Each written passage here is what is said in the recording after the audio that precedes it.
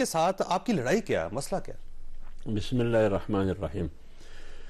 دیکھیے چونکہ چودھری صاحب عدلیہ کے ساتھ ہماری کوئی لڑائی نہیں ہے، بات فیصلے جب آتے ہیں اس پر سوال بھی اٹھ سکتا ہے، وہ پبلک پراپرٹی بن جاتی ہے۔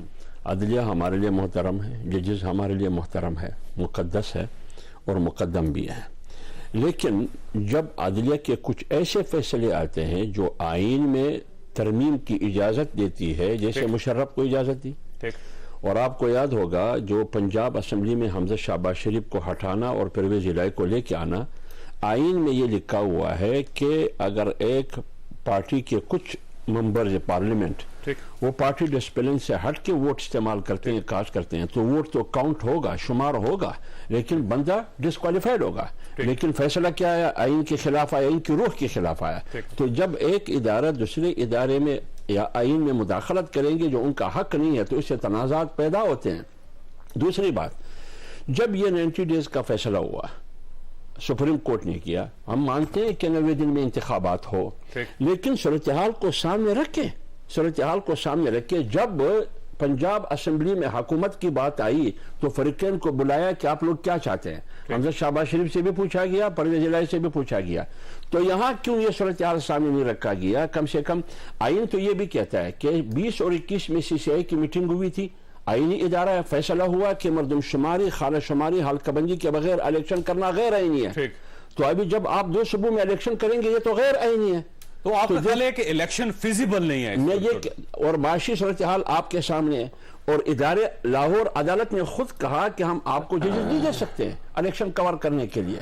آپ کا سیکورٹی ادارے کہتے ہیں کہ ہم نہیں دے سکتے ہیں، کہ ہم دہشت گردی کی جنگ میں ہمارا سامنا ہے، چیلنجز ہے ہمارے لیے۔ اب اس صورتحال کو سامنے رکھ کر آپ فیصلہ کرنا چاہتے ہیں تو پھر ہونا چاہیے۔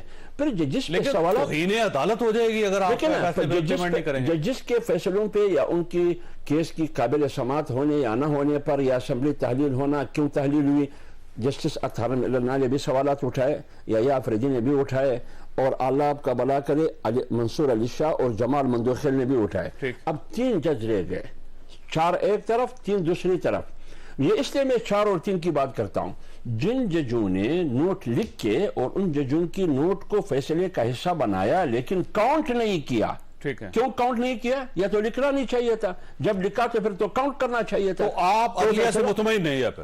میں نہیں، ججز مطمئن نہیں ہے، وہ کلام مطمئن نہیں ہے۔ تو حل کیا ہے؟ اس کا مطلب سپریم کورٹ آف پاکستان کو بند کر دیا جائے؟ نہیں، میں یہ نہیں کہتا ہوں کیوں بند کرنا چاہیے، ہم یہ کہتے ہیں کہ آئین کا اگر یہ تقاضا ہے کہ 90 دن میں الیکشن ہو، تو آئین کے کچھ اور تقاضے بھی ہیں کہ ملک میں ایک ہی بار الیکشن ہو۔ آئین کا یہ تقاضا بھی ہے کہ سنسس ہو، مردم شماری ہو، خانہ شماری ہو، یہ بھی آئین کا تقاضا ہے۔ تو اب اپریل کے اندر الیکشن آپ کہتے ہیں فیزیبل نہیں اور ایکسیپٹیبل نہیں ہے؟ دیکھیں الیکشن کی عدالت کو حکم آپ دیکھیں یہ الیکشن کیوں ہو رہا ہے؟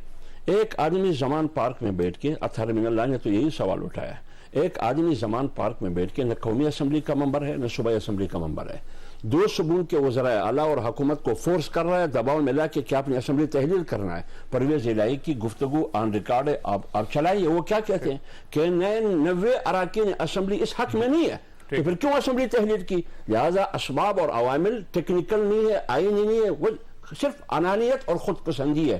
اس بنیاد پر اسمبلی تحلیل کرنا، یہ تو آپ نے ایک اصول بنا دیا، ایک آدمی کے کہنے پر پورا ملک اتنا کرائسس کا سامنا ہوا ملک کو۔ تو اس لیے میں کہتا ہوں کہ آپ نے ایک روایت قائم کی، یہ نہیں قائم کرنا چاہیے تھا۔ لہٰذا ہم کہتے ہیں کہ ایک طرف ریاست ہے، عدالت ہے، آئین ہے، ملک کی خارجہ پالیسی ہے، معیشت ہے، اس کو دیکھنا چاہیے، پھر فیصلہ کرنا چاہیے۔